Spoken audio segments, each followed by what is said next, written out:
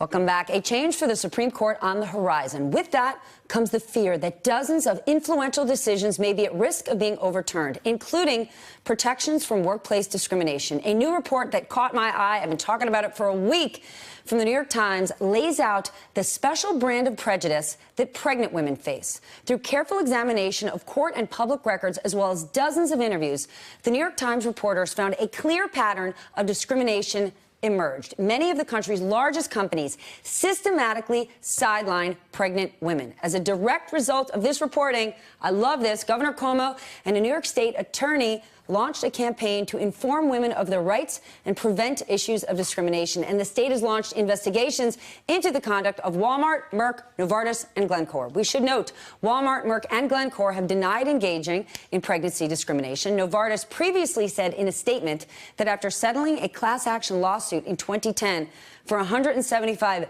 million, it's taken additional steps to promote gender equality. Joining me now, the fantastic reporters on this eye-opening story, Jessica Silver Greenberg and Natalie Kitroeff. Okay, ladies, you highlighted that in the Supreme Court case, Young versus UPS, it's an important one, and I want you to help us understand, what did this case mean for women in the workplace?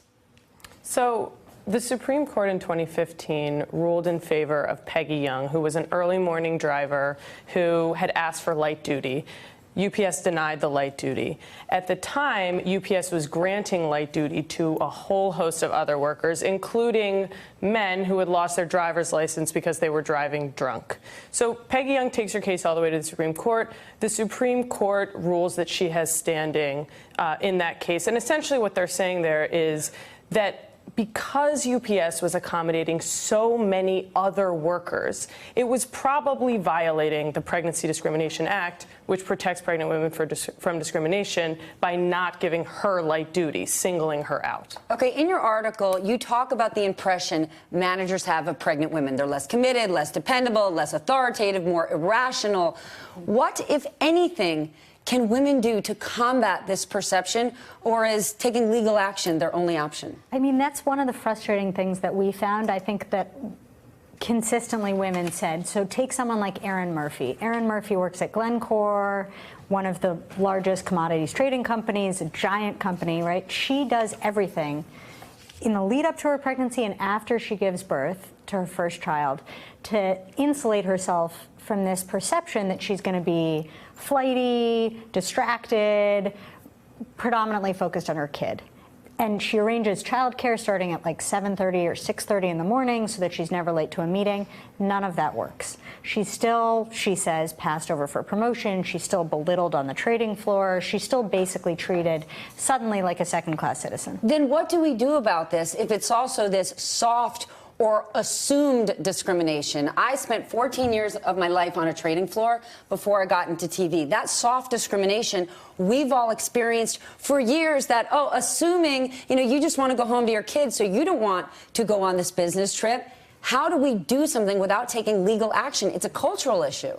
Yeah, I mean, I think what we saw was that at every rung of the economic ladder, so, we're talking about women at Walmart who also face this kind of discrimination. And a company can have a gold standard policy on the books, but the way that Americans interact in the workplace is they're talking to managers who may not know the law. They may not have heard about this policy. So until the kind of high-level concerns about this kind of treatment trickle down into the very kind of basic interactions that managers have with workers, and until workers really know that what's happening to them is illegal, right? Because some of the stuff that a lot of these women face is really subtle and is hard to put your finger on. But that's it. You can't touch it, but you can feel it. And that takes us to this so-called mother penalty, yes, where women face discrimination, not just for being pregnant, but after the fact, for already having children, when men they work with could use it to their advantage. If you work in a very competitive environment, there's that edge that they could take. Well, I mean, she can't possibly be the killer she once was.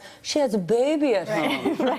Right, exactly. And also, the thing that is pretty galling, I think, that the statistics bear out, right, is exactly what you're saying. So men get a pay bump after they become fathers. Because now they have more people to support in their home because they're the That's father exactly right. figure. They're breadwinners, they're more reliable, they've abandoned their bachelor lifestyle in favor of something more stable, whereas women are considered, they're in this catch-22. They're judged for if they remain at work and design their entire lives around the fact Because that they're how could you committed leave to this kid work. at home? How could you be such a terrible mother that you'd be committed to something else? Okay, well, many people go back to work because we've had very minimal wage increases. Exactly. In President Trump's Make America Great Again, in the 1950s, a father could go to work and a mother could stay at home, and they have 2 kids and they put food on the table and have a car. Today, both parents need to go to work. Given an increased number of single moms, it's not an option. Yeah. So people are working because they need to support themselves.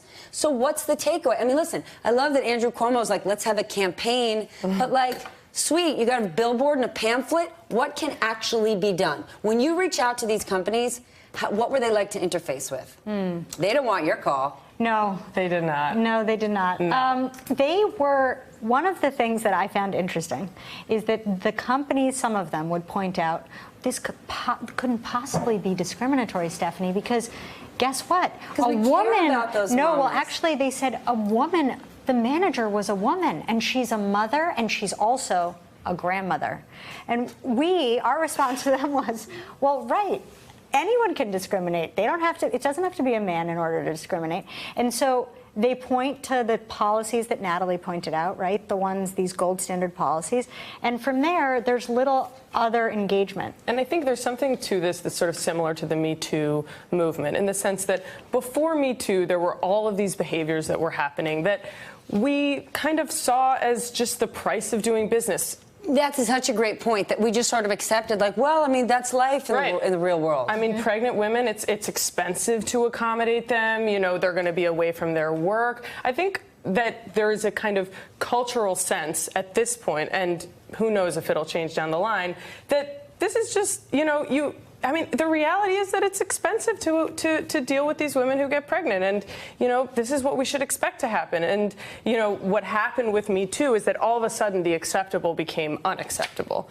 I don't know how that change happens. Right. Well, and women have to be, I think part of our work and part of speaking to these women was we tried to make them feel less ashamed because they also feel a sense of culpability here. Well, I chose to have a baby. I wanted to leave.